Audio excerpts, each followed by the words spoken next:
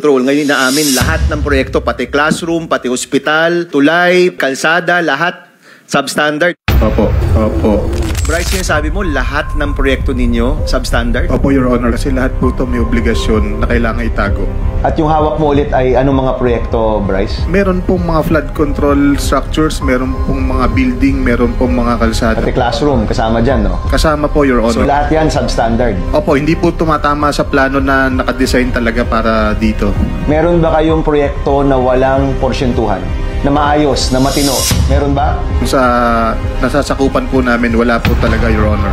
Anong years itong pinag-uusapan natin? Anong mga proyekto? Mula po nung dumating si Boss Henry, 2019 up to present po. 6 na taon, walang maayos na proyekto dyan.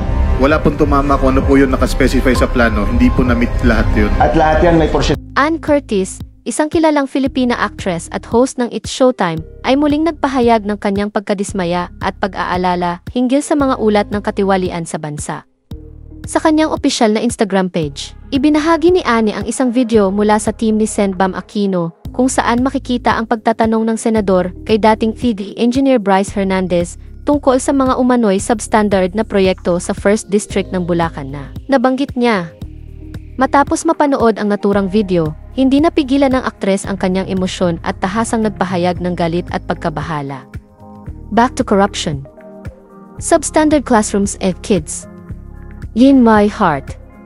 Pati hospitals. Bakit ani-ani? Na malinaw na ipinakita ang kanyang pagkadismaya sa mga proyektong hindi umano tumutugon sa tamang pamantayan. Bukod sa kanyang pahayag, binigyang diin din ng aktres na ang mga ganitong klase ng balita ay lalong nakakapagpabigat ng kalooban, lalo na't apektado ang mga batang estudyante at mga pasyente na umaasa sa maayos na pasilidad. Para kay Anne, ang mga proyektong ito ay hindi lamang mga gusali kundi pundasyon ng kinabukasan ng bawat mamamayang Pilipino. Control. Ngayon inaamin lahat ng proyekto, pati classroom, pati hospital, tulay, kalsada, lahat substandard. Opo. Bryce, sinasabi mo lahat ng proyekto ninyo substandard? Opo, Your Honor. Kasi lahat po ito may obligasyon na kailangan itago.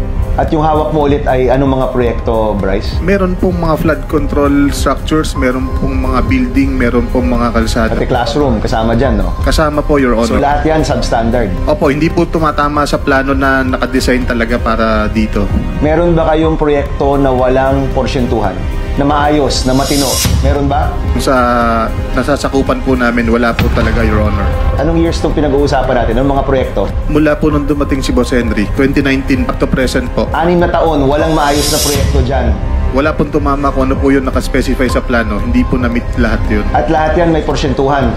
Lahat po yun. So masasabi natin, yung budget ng DPWH is actually about 30 to 40% overpriced. Correct? Opo, Your Honor. Okay.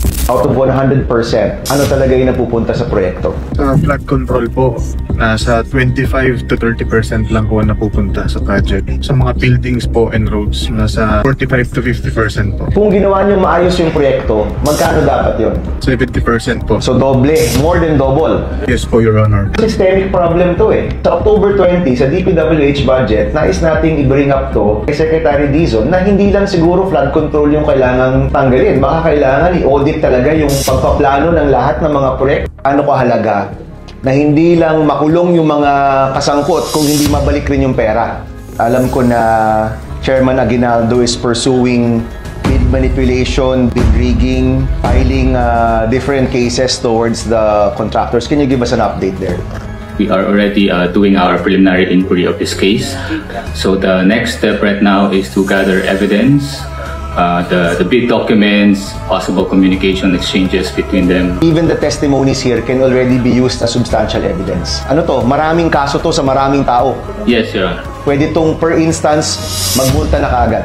Yes, Your Honor. So per count po, pwede po natin siyang i-prioritize kung ano yung meron ng evidence, pwede na po natin siyang isang. Tama ba na ang multa or fine dito sa bid rigging ay up to 100 million per instance, first offense, 250 million for second offense moving forward? 110 million and then 110 to 250 and then for succeeding to 50. So ang mungkahi ko, gaya ng minungkahi ko kay Secretary Remulla, mahalaga sa taong bayan na mabalik yung pera. So isang araw, trillion peso marks yun kasi aabot ng trillion peso yung nawala sa kaba ng bayan. Kung may maibalik tayo kahit papaano, malaking bagay yan. Mahalaga yun na mabalik natin yan. So I hope the PCC, as it was created, can really pursue these cases.